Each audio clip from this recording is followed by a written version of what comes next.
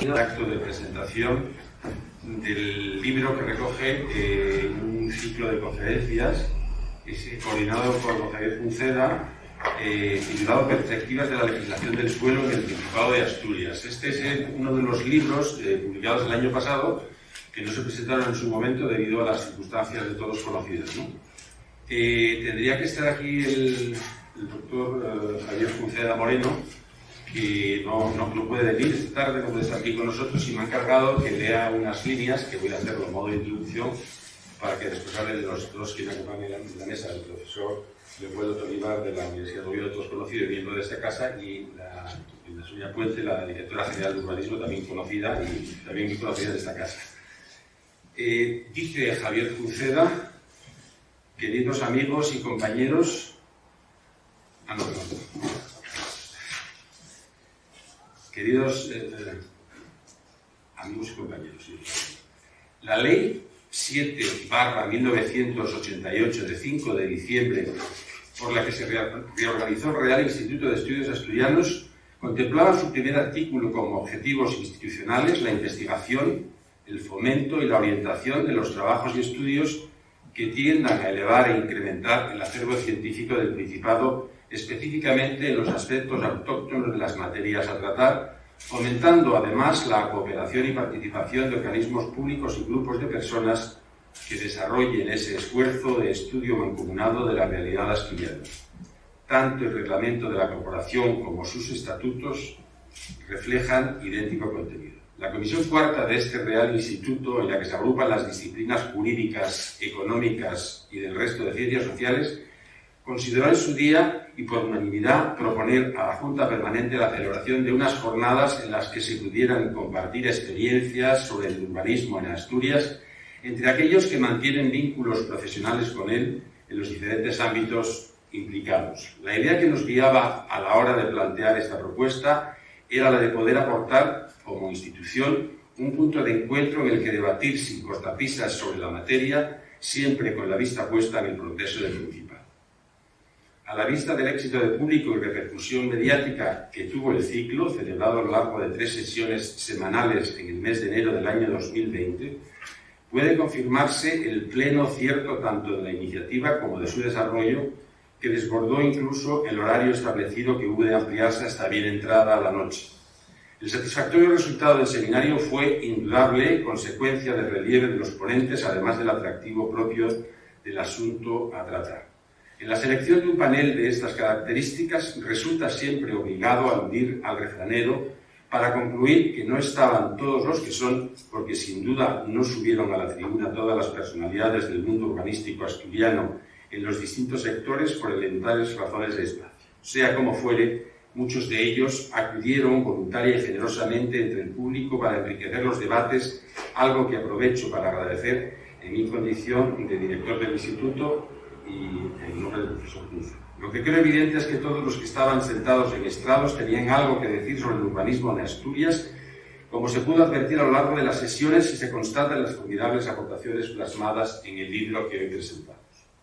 Las jornadas se dividieron en 3 bloques temáticos, los mismos en que se estructura esta obra. El primer jueves nos ocupamos del marco legal focalizando nuestro interés en los principales aspectos que nos preocupan a los juristas, desde abogados hasta letrados de la administración o de órganos constitucionales, pasando por fedatarios locales. El segundo encuentro estuvo íntegramente dedicado a escuchar las experiencias y recomendaciones de un elenco ilustre de arquitectos y urbanistas de la región, combinando la visión de jóvenes y maduros especialistas. Finalmente, la óptica social del fenómeno urbanístico llegó de la mano de agentes del mundo empresarial e institucional, así como de profesionales de la ordenación del territorio y del medio ambiente. Como consecuencia del respaldo de asistentes y eco en los medios del simposio organizado, la Comisión de Publicaciones del Real Instituto de Estudios Asturianos aprobó por la edición de una obra con sus conclusiones, que es este ejemplar que hoy presentamos, que ahora ve la luz gracias a la generosa colaboración de la Real Academia Asturiana de Jurisprudencia, lo cual aprovechamos para dar las gracias a su presidente, que generosamente, yo creo que en realidad pagó prácticamente toda la edición. Muchas gracias, profesor Tolivar. He de confesar en honor a la verdad que esa contribución no es solo económica, Ya digo que es inmensa, porque desde el inicio mismo de la gestación de las jornadas, esa prestigiosa corporación pública animó esta iniciativa, incluso aceptando su ilustre presidente, el profesor Tolivar, prologar este libro. Aprovecho en este punto para agradecer al profesor Tolivar a su extraordinario prefacio, que una vez más revela su talla de jurisconsulto y técnico urbanista, siempre tan ameno y riguroso en su quehacer intelectual.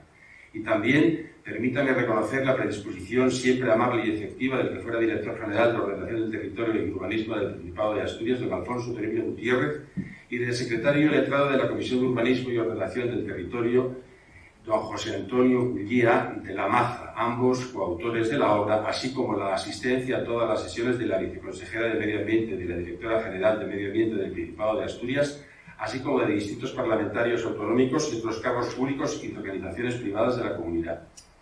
La idea de las mesas redondas y de las conclusiones plasmadas en este libro tan solo pretenden contribuir al magno proyecto de dotar a Asturias de una nueva norma de cabecera sobre el suelo.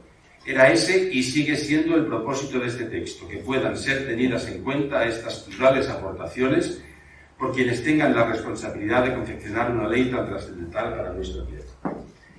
Como se habrá de ver, ni todos los que se plasman sus escritos en la obra están de acuerdo entre sí, y los que opinan igual lo hacen exentos de matices. Esta es la enorme riqueza de una empresa de esta naturaleza, que por encima de todo trata de buscar el acierto desde diferentes perspectivas, pero siempre con la vista puesta en el futuro de Asturias y de los asturianos. Quienes hemos estado detrás de esta iniciativa simplemente nos sentiremos saldados si la futura ley contribuye a liderar ese cambio que tanto precisa nuestra comunidad autónoma, máxime en tiempos tan complicados y con tantísimos retos por superar. Hasta aquí las palabras del profesor Uceda, y le damos la palabra ahora a don Leopoldo Tolivar, como decíamos aquí en estas palabras, prologuista de esta importante obra.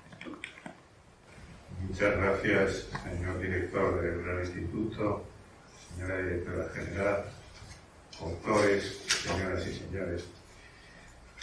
Voy a ser breve, evidentemente, porque pues, mi presencia aquí se debe más a razones personales que a vinculación con la obra, en la que, por cierto, luego no pude participar, siquiera como asistente a las jornadas, porque esos días estaba en un proceso quirúrgico oftalmológico. Yo sé que el doctor Ceda es hijo y hermano de oftalmólogos, ¿no? Pero bueno, en esos días estaba yo pasando por el quirófano.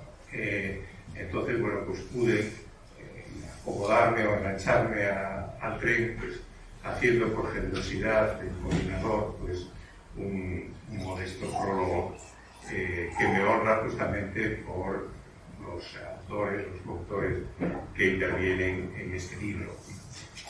Por otro lado, también lo ha dicho Uceda y lo ha señalado el director del instituto, la Real Academia Asturiana de Jurisprudencia, pues dentro de sus propósitos editoriales, que voy a decir desgraciadamente, aunque un libro pues es una satisfacción en esta época de pandemia que ya se alarga tanto, digamos que está sustituyendo a la actividad presencial por una actividad editorial importante, con distintas editoriales o con organismos como es este Real Instituto, ¿no? Bien, en efecto, también lo ha señalado el doctor Uceda y se ha leído aquí, estas jornadas y estas intervenciones, que son todas interesantísimas, por cierto, y me alegran dos cosas, y lo reconozco. Uno, el estar viendo aquí a muchos de sus autores y el tener la fortuna de conocerlos y de admirarlos, ¿no? Decía el doctor Uceda que bueno, pues está, digamos, la vista puesta, y también el objetivo en gran medida del libro de las jornadas, en la elaboración de una nueva ley ya acumulada pues, a los principios de la legislación estatal, que no era evidentemente la que regía cuando se aprobó nuestra ley territorial y el actual texto refundido, y que lógicamente pues tiene ya carencias de tiempo y también diría yo que de espacio, en este caso no por defecto sino por exceso, por no hablar evidentemente del reglamento, que ciertamente pues es un acopio digamos, regionalizado a la mínima de los famosos reglamentos estatales de 78. Sobre este asunto sí me gustaría destacar algo que no es ninguna novedad, y aquí además pues, hay grandes juristas y personas que han asumido y hecho grandes cosas en el urbanismo en Asturias, ¿no? Y especialmente desde los primeros momentos de las transferencias. Yo creo que si hubo una verdadera revolución descentralizadora en España, esta se produjo en el campo del urbanismo y de la ordenación del territorio. Es decir, que el artículo 148 de la Constitución permitiera a las comunidades autónomas, lógicamente entraron a saco los estatutos en el asunto, y al disponer de competencias que eran exclusivas en materia de ordenación del territorio, urbanismo y vivienda, pues permitieron que ya en la época preautonómica se haga transferirse competencias y que luego, bueno, pues la legislación y los estatutos de autonomía, bueno, pues digamos que se reservaran para sí importantísimas competencias. Hago un poco la excepción de la vivienda, porque todos sabemos que el Estado hizo alguna trampa para seguir manteniendo, basándose en la doctrina generosa constitucional en materia de subvenciones. Se puede subvencionar todo que no sea de uno, no es una idea. Bueno, y entonces, bueno, pues ahí en materia de vivienda hasta volvió a haber un Ministerio de la Vivienda, ¿no? Como en los heroicos tiempos del caudillo. Bueno, bien, esa revolución se produjo, sin duda, pero claro, las comunidades autónomas tienen una capacidad imaginativa limitada, porque aquí de cuenta no se está actuando justamente sobre el territorio, y además esa competencia exclusiva es mentira, como tantas otras, que es exclusiva solo de las comunidades autónomas, los municipios no tienen nada que decir. Bueno, pues lo sabemos todo, un viejo debate, ¿no? Pero luego, bueno, pues viene todavía el Tribunal Constitucional, la célebre sentencia 6197, a decir que, bueno, que el Estado que dicte una ley de suelo, como se dice ahora, dictarla y tal, pero regulando, digamos, un restringido, muy limitado derecho igualitario de propiedad, vamos a servir para valoraciones, y por tanto la expropiación, la responsabilidad patrimonial, el procedimiento administrativo común y los registros. Y ahí se acaba, digamos, todo lo que le queda a un Estado que, en efecto, llegó a reglamentar hasta el último extremo. Y pasamos, en efecto, teóricamente, de un modelo profundamente centralista. Quien lo decía, pues, que ya tenemos una edad, pues, lo recordamos, ¿no? Que bueno, pues eso, los reglamentos estatales del año 78 estaban pensando en la meseta, el tema de los suelos urbanizables, bueno, pues es paradigmático y todo eso, bueno, y pasamos a la situación absolutamente inversa. Pero como digo, la capacidad normativa, la capacidad legislativa, la capacidad de producir normas es ilimitada, pero por un lado las posibilidades no lo son. Es decir, la imaginación no da para tanto, y la dispersidad o la diversidad pues tampoco es tan extrema como para que en un territorio pues haya una normativa profundamente diversa de otra, ¿no? Por lo tanto, bueno, pues estamos en una verdadera encrucijada entre lo que teóricamente se puede hacer y lo que en la práctica pues es posible llevar a cabo. ¿Y qué es lo posible? En este caso, bueno, pues sin llegar a heterodoxias y basándose en el acervo común que existe en materia urbanística, bueno, pues incluir las peculiaridades que pueda tener una comunidad autónoma. Y todo eso en la línea con otras cuestiones que no son tan tangenciales como se puede pensar, ¿no?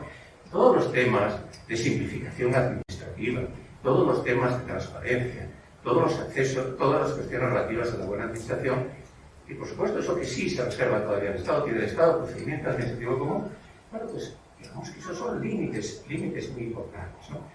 Como naturalmente lo son otros principios constitucionales, aunque se quiera diferenciar luego la ley, como es, ¿no? Pues la protección del medio natural, más que del medio ambiente. Bueno, ese tipo de cuestiones, digamos, propician una permanente lucha por el derecho urbanístico, una permanente lucha. Y, digamos, buscar el equilibrio no es algo sencillo. Yo he hablado muchas veces con Javier Fuceda de este asunto, ¿no? He hablado porque, bueno, pues, mi relación profesional, yo dirigí la tesis en Valladolid hace muchos años, y hemos comentado muchas de estas cuestiones.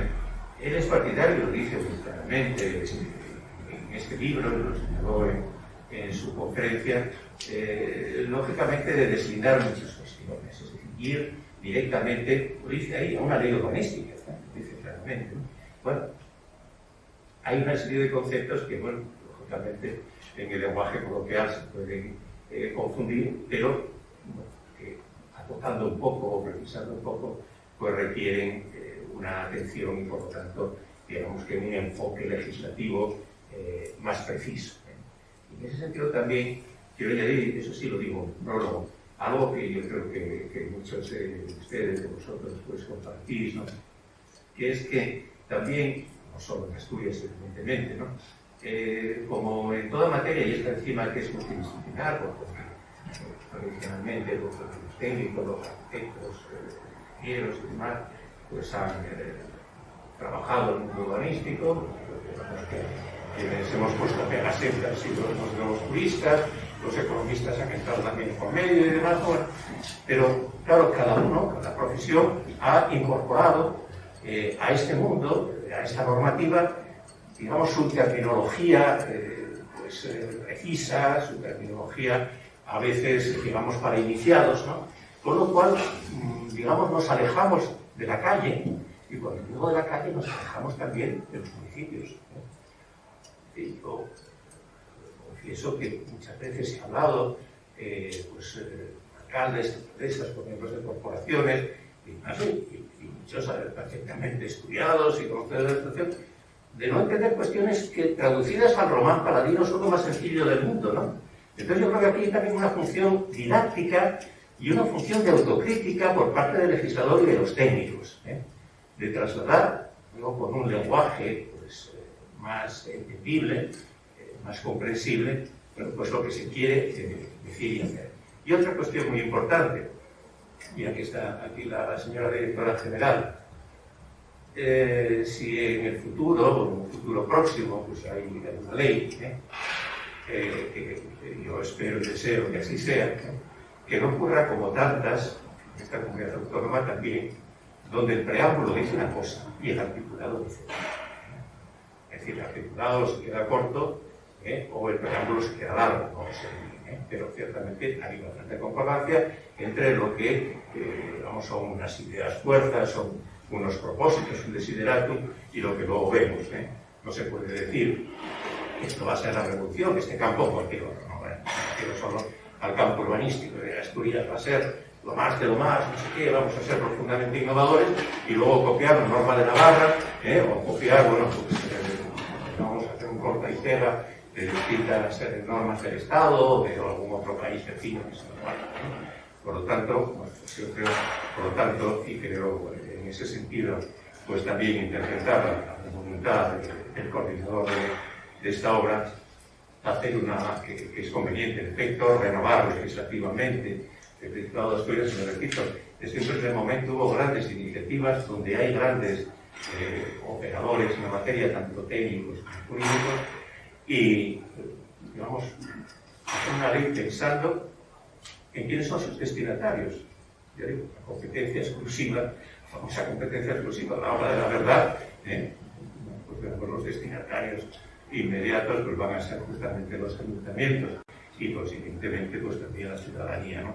Entonces yo creo que pensar un poco más en el mundo municipal y pensar también en los derechos finales, en el ámbito justamente de los usuarios, de los ciudadanos, que tienen una serie de derechos, pero reconocen la ley de suelo estatal, pero que también lo hacen con un lenguaje, no voy a decir crítico, pero que estoy convencido que muchas personas no entenderían a qué se refiere.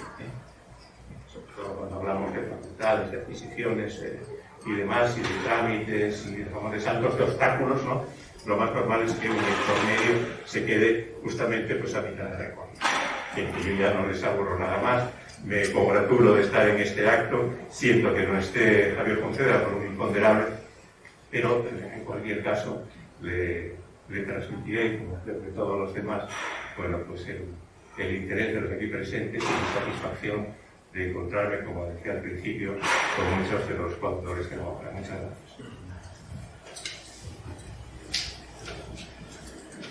Sí, muchas gracias a nuestro logista y mecenas de este libro. Muchas gracias y tiene la palabra ahora la directora general. Bueno, buenas tardes a todos. Agradecer la invitación a venir a esta casa, a la que siempre me siento muy a gusto y muy bien acogida. Y bueno, vengo en el final de un ciclo o en el inicio de otro, como se quiera pensar. Vengo en el final de un ciclo en el sentido de que vengo a presentar un libro en el que ya mi antecesor participó y que está aquí presente, que es Alfonso Toribio, y otros antecesores, ¿no?, que ha habido en puestos de responsabilidad y que estáis aquí también presentes, como puede ser Juan Pereiro, como puede ser Arturo Gutiérrez de Terán, ¿no? En ese sentido, bueno, pues estoy yo y aquí me toca presentar este libro, pero mañana será deseable que pueda estar otra persona con, pues no lo sé, con lo que corresponde en el futuro, ¿no?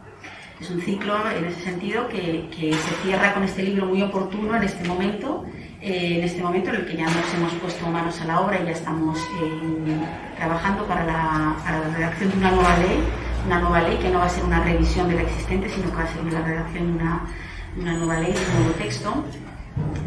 Y bueno, la verdad es que es un libro, como digo, muy oportuno y un libro, como decía el profesor Polivar, muy didáctico, ¿no? Y un poco cogiendo la cita que él hace en su prólogo, citando a Luciano Parejo y a Sosa Wagner, que dice que aprendió de ellos lo que es desnudar de pomposos términos la realidad urbana, sus problemas y sus posibles soluciones, ¿no? Sin duda yo creo que este libro lo consigue y no obstante queda mucho trabajo por hacer y a lo largo del proceso también de la ley pues intentaremos que cale un poco más en la sociedad y en el ciudadano de a pie lo que supone la redacción de una ley de la ordenación del territorio y del urbanismo en esta región y lo que le afecta, ¿no?, en su día a día. Citaré algunas de las cuestiones con las que estoy muy de acuerdo del libro, citaré cosas que algunos de los autores, otros están presentes, ¿no?, como José Antonio Cuilla de la Maza. Javier Junceda decía que hay que atajar pues el despoblamiento rural, como no podía ser de otro modo, ¿no? Estoy de acuerdo con el diagnóstico que hace y con las ideas que aporta, como por ejemplo realizar un manual de uso que va otra vez en la línea de la divulgación y en la problemática que nos encontramos de los ayuntamientos, especialmente los pequeños, que muchas veces se retraen ellos y no saben cómo abordar las cuestiones de planificación territorial.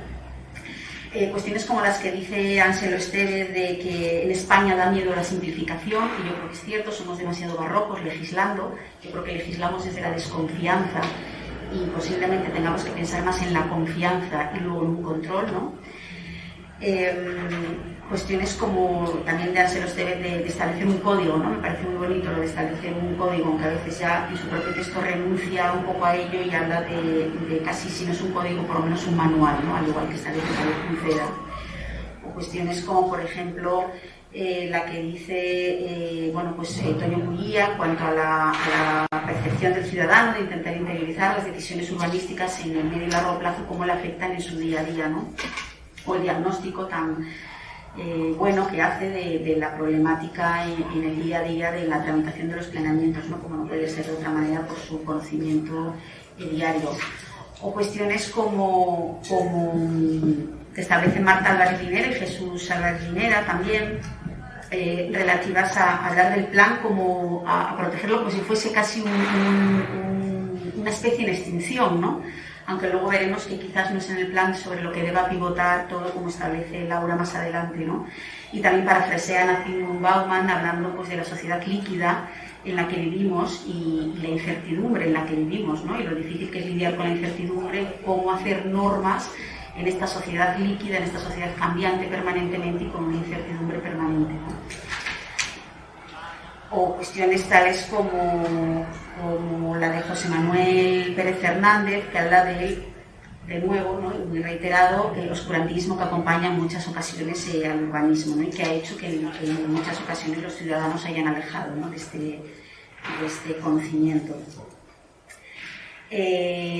Cuando entramos ya en la parte técnica, pues sin duda Arturo hace un diagnóstico, Arturo Gutiérrez de Terán hace un diagnóstico de la problemática actual y sobre todo del marco y de los retos, ¿no?, a los que deberíamos de llegar con esta nueva ley, creo que muy acertado, y cuestiones como la actualización y la necesidad de mirar al medio rural desde una nueva mirada, y a las edificaciones del medio rural, como son los hornos, las paneras, los cabazos, son asignaturas pendientes, o cuestiones como que el urbanismo se concibió para ayudar a construir nuestros hábitats y a mejorar la calidad de vida, pero se ha ido evolucionando en políticas de control sin policías, ¿no? Eso pues también tiene una parte de razón y que debemos de abordar y de atajar. Cuestiones también como Laura López, que hace un análisis de cómo hemos llegado hasta aquí de una manera muy didáctica y plantea unas afirmaciones como que los planes generales son un documento exhaustivo y casi enciclopédico, cuando debería de ser un instrumento operativo, ¿no?, que es para lo que nacieron. O como también abre una puerta de esperanza, como lo mismo que los autores después, diciendo pues que el urbanismo apueste por una sostenibilidad en la calidad de vida podría convertirse en un factor importante de atracción para nuestra región, ¿no? O abordar cuestiones como el espacio público, el problema de vivienda o la relación entre el urbanismo y la salud, ¿no? Y finaliza con una frase que me parece muy interesante, que es que nos esforcemos por formar a los ciudadanos en una materia que da forma al territorio que la habitan. Enrique Balbín pues habla de la acción urbanística desaparecida en Asturias y que bueno, que es necesario retomar. Es posible que haya habido unos años de parálisis, también es verdad que han sido unos años bastante difíciles. Habla de una situación de emergencia y habla también, como decía Arturo Terán, de una necesidad de mirar desde una nueva perspectiva al medio rural, ¿no?, como quizás se hizo ya en los inicios democráticos en esta comunidad autónoma. Es de agradecer la cita de José Ramón Fernández Molina, hablándonos de Jovellanos y de casi nuestro primer urbanista ilustrado, y posiblemente ahora el más ilustrado. Y luego, bueno, pues Alfonso Toribio también nos habla de cómo la ordenación del territorio asturiano ahora mismo es la suma de planeamientos municipales, y eso es lo que deberíamos de revertir desde una mirada un poco más global y más interescalar. O como Fermín Rodríguez habla de algo muy interesante, que es la innovación en el territorio, y como abre también una puerta de esperanza, ¿no?, y de luz, en el sentido de que la innovación territorial, incorporando nuevos modos de ver y de hacer, puede convertir a Asturias en un foco, ¿no?, en un laboratorio como tal. Y por último, pues también cito a Joel García, que habla de ponernos a trabajar juntos en deslegislar. Efectivamente, desde luego hay que flexibilizar y hay que aligerar muchísimo la legislación que tenemos para adaptarnos mejor a la economía, que maneja ritmos veloces. Y por último también pues la intervención de Ignacio Martínez, que me parece muy interesante desde el punto de vista de que abordar que el urbanismo ya es un concepto caduco y que toca mirar ya al territorio, y todo es territorio, ya no son departamentos estancos. Creo que esa fue una manera de trabajar en el siglo XX, estamos en el siglo XXI, toca trabajar de una manera mucho más fluida, mucho más interescalar, a diferentes escalas, en corto, medio y largo plazo, y desde ese punto de vista las escalas globales entremezcladas con las locales y al revés, de una manera bidireccional, creo que es la manera que tenemos que mirar hacia nuestro territorio. Bueno, dicho esto, y ya no hago más spoilers, creo que ahora ya, si no os lo habéis leído, pues creo que toca, porque además es muy didáctico y muy interesante. Como decía, estamos manos a la obra, ¿no? Ya en mi incorporación a la Dirección General ya me encontré con un convenio que estaba en marcha, firmado con la Universidad de Oviedo, en el que, bueno, pues estamos trabajando en una labor de investigación de cómo innovar en nuestro territorio y de qué incorporaciones a nivel nacional e internacional pueden ser modelo de referencia para que intentemos no copiar sino adaptar a nuestro territorio, y en eso también estoy de acuerdo con el profesor Tolivar, que no no puede ser esto un copia-pega de otras leyes, sino que tenemos que adaptarlas pensando muy bien y conociendo muy bien cómo es nuestro territorio y sacando el máximo partido.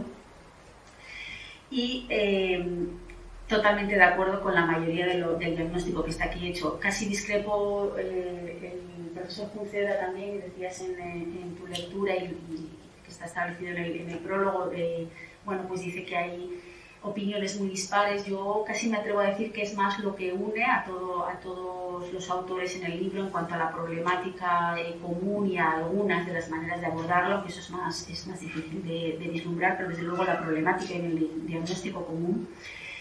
Y estamos muy de acuerdo con ello, ¿no? No es el primer libro que se hace, muchos de los que estáis aquí presentes además también ya habéis participado en el libro que se hizo desde el Colegio de Arquitectos, ¿no? De Asturias hacia un planeamiento de futuro, aunque bien es cierto, y ya lo dice también Enrique Balbín en esta publicación, que ese libro pues en algunas cosas ya ha quedado obsoleto porque es un libro del año 2011, pero bueno, toca ponerse a trabajar, ya hay de sobra diagnósticos y lo que toca ahora es la acción, ¿no? Abordamos una ley en la que vamos a derogaríamos una ley que ya tiene 17 años en este momento y que a lo largo de estos 17 años han pasado muchas cosas, muchísimas cosas, ¿no?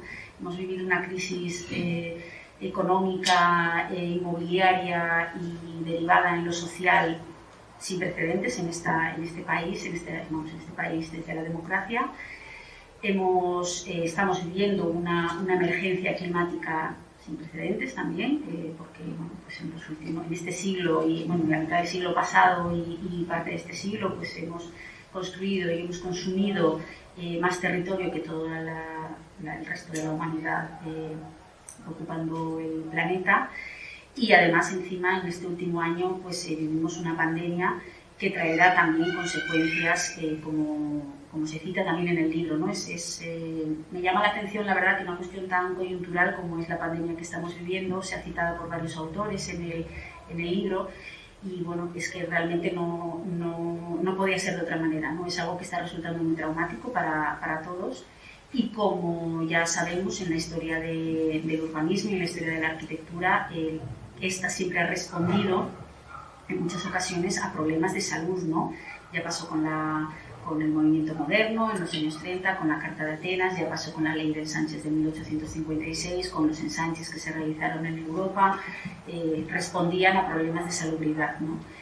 Lógicamente después de esto y por lo que nos dicen los científicos y bueno, y cada cierto tiempo hay algún virus o alguna pandemia de este tipo que no siempre nos afecta de pleno a nosotros como está siendo esta, pero la realidad es que en el mundo existen y que esto parece que va a empezar a ser la tónica habitual según dicen los científicos. Y lo que no podemos olvidar de todo esto es que más allá de que la arquitectura y el urbanismo en cierto modo contribuyen a mejorar las condiciones de vida en determinadas circunstancias, lo que no podemos olvidar es el origen, ¿no? De la pandemia que estamos viviendo en este momento, y el origen proviene de una zoonosis, ¿no? Proviene de un virus trasladado de un animal a los humanos, porque estamos afectando enormemente los ecosistemas y estamos afectando enormemente al medio ambiente, ¿no?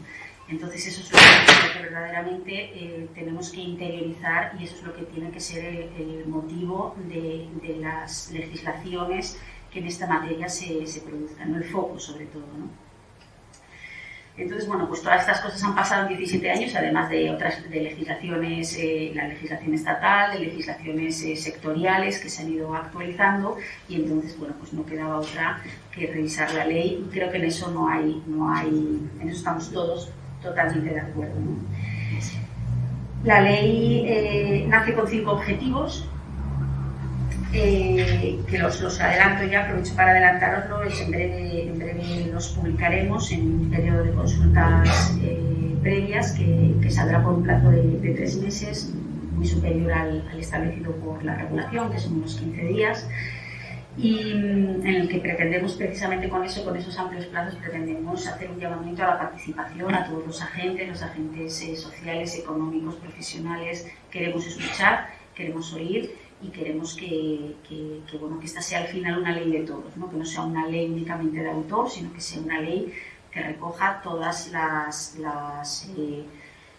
opiniones que deban ser trasladables en esta materia a la ley dentro de un marco general, ¿no?